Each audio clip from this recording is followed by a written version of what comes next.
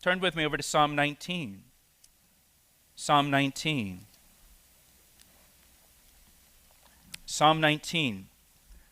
This is a psalm of David.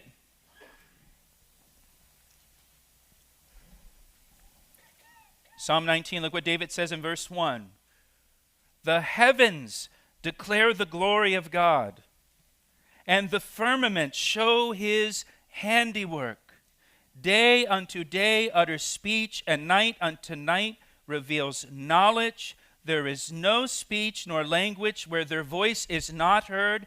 Their line has gone out through all the earth, and the words to the end of the world. David says the heavens declare the glory of God. Creation declares his glory. Creation shows his handiwork. And look at verse 2. He says, day unto day utters speech, night unto night reveals knowledge. Every day and every night creation is speaking. It says in verse 3, there's no speech nor language where their voice is not heard. The testimony of creation transcends every language. It speaks in every language in the world. And creation day and night is testifying and declaring, there is a God, there is a God, there is a God, there is a God. And David writes this before the invention of the microscope or the telescope. Just from the naked eye of looking at creation around him.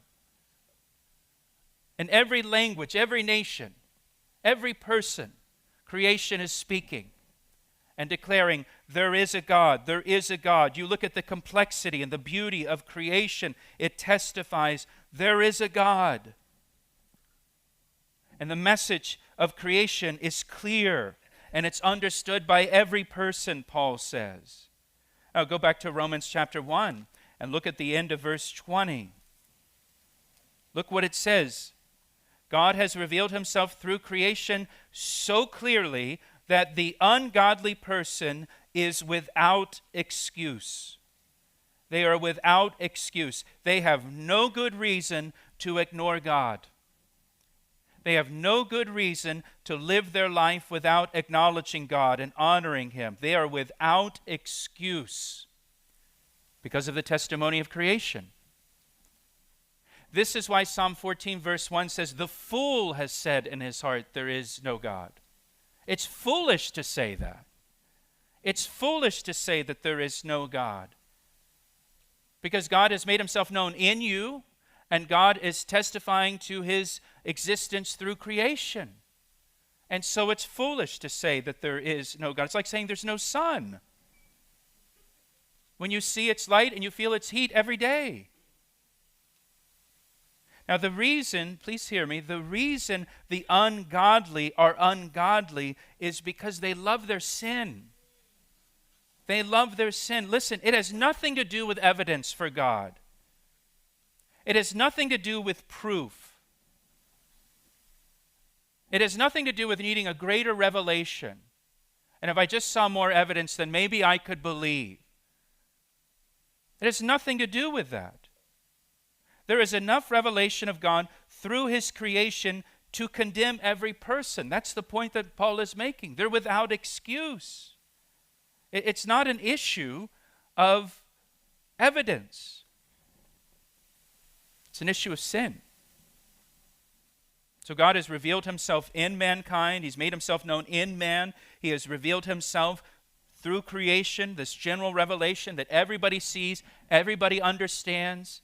No matter where they live, no matter what language they speak, everybody sees there is a God, there is a God, there is a God from creation. And there's one more way that God has revealed himself to every person through this general revelation, and that is through the conscience. Through the conscience. Look over in chapter 2, Romans chapter 2, verse 14. Romans chapter 2, verse 14. For when Gentiles who do not have the law, so they don't have the word, we would say, they don't have the law of Moses, by nature do the things in the law, these, although not having the law, are a law to themselves, who show the work of the law written in their hearts, their conscience also bearing witness, and between themselves their thoughts accusing or else excusing them. God has written his moral law on every heart.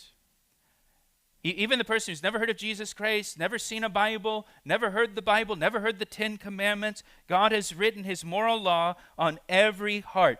Every person knows right from wrong.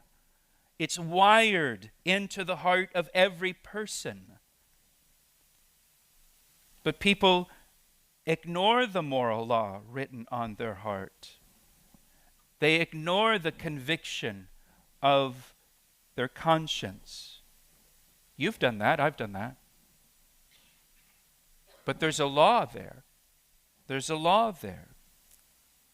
And so every person sees and understands the testimony in creation and has the law of God written on their heart. They have their conscience, and so they are without excuse for not honoring God.